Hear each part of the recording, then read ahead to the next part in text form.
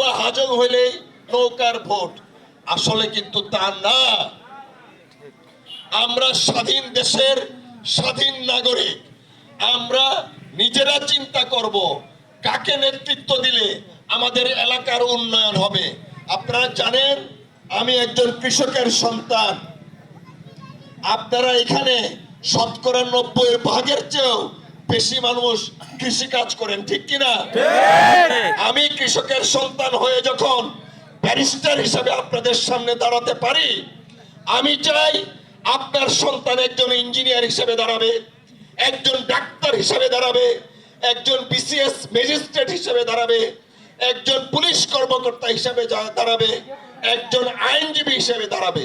সেই জন্য কি করতে হবে? আমাদের শিক্ষা ব্যবস্থা পরিবর্তন সহ সবাইকে, আজকে যারা এখানে আসছেন ম্যাক্সিমামে আমার সামনে মা এবং বোনেরা আছেন, প্রত্যেকের সন্তানকে স্কুলে পাঠাতে হবে। আমাদের নেত্রী বেগম খালেদা জিয়া এই গ্রামীণ জনপদের কথা বিবেচনা করে নারী শিক্ষাকে অবৈতনিক করেছিলেন, যে কারণে এখন পর্যন্ত মেয়েরা স্কুলে গেলে কিন্তু কোনো বেতন লাগে না সরকারি স্কুলে গেলে।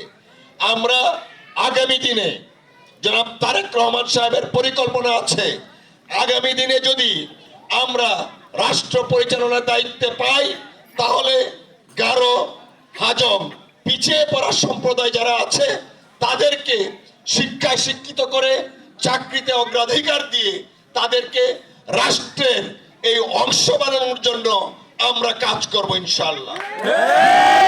প্রিয় ভাইরা, বোনেরা এবং ছোট ভাই বোনেরা, তোমরা যারা পড়াশোনা করছো, হয়তো অনেকে কলমাকান্দায় পড়াশোনা করো, অনেকে দুর্গাপুরে করো, অনেকে নেত্রকোনা করো, অনেকে ময়মনসিংহ করো, অনেকে ঢাকায় করো। সকলের প্রতি আমি একটা অনুরোধ রাখবো, বাবা মা অনেক কষ্ট করে এই জনপদে, যার পরে আর বাংলাদেশ নাই, 0 পয়েন্টে প্রত্যেকের মা বাবা আমাদের কৃষক, শ্রমিক, মেহনতি মানুষ। তোমাদেরকে যারা পড়াশোনা করাচ্ছেন মা বাবারা কষ্ট করে, তোমরা এই ফেসবুকিং করে, ইউটিউব করে পুরা সময় নষ্ট করবা না। আগে পড়াশোনা করতে হবে। পড়াশোনা করলে সারা জীবনের জন্য ইউটিউব, ফেসবুক শুধুমাত্র দেখবা না, তোমাদের মেধা থাকলে তোমরা নতুন নতুন চ্যানেল তোমরাও তৈরি করতে পারবা। প্রত্যেকের প্রতি, যারা ছাত্র ছাত্রী ভাই বোনেরা আছো, প্রত্যেকের প্রতি আমার অনুরোধ থাকবে, তোমার বড় ভাই হিসাবে, চাচা হিসাবে ভালোভাবে পড়াশোনা করতে হবে। আর আজকে বা কালকে এই 2 দিন কিন্তু একটা পূজা অনুষ্ঠিত হয়, কুমারী পূজা। জানো কিনা সকলেই? কেন এই কুমারী পূজার আবির্ভাব হয়েছে সেটা কি আমরা জানি? কুমারী পূজা সেই অনেক আগে থেকে প্রাচীন কালে ছিল।